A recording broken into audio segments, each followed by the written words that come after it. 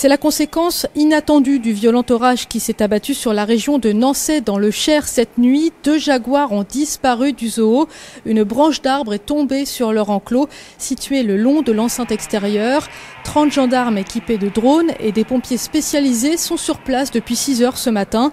Après des heures de recherche, l'un des félins, Aladin, un mâle de 7 ans, a été retrouvé. Il n'a pas été bien loin car il est resté dans son enclos. Les espaces pour les animaux sont vastes.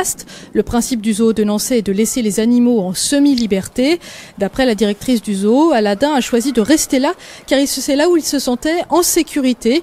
Mais la femelle jaguar, Siana, 6 ans, elle a préféré goûter à la liberté et franchir la brèche dans l'enclos.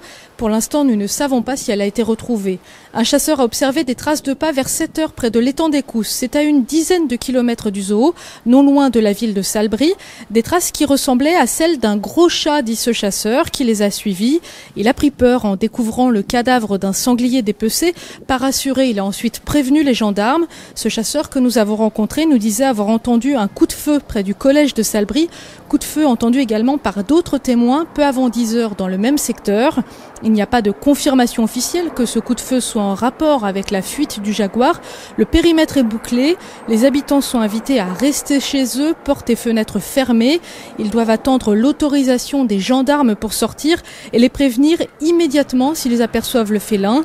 Siana n'est pas farouche d'après le vétérinaire du zoo, mais cela reste un animal sauvage.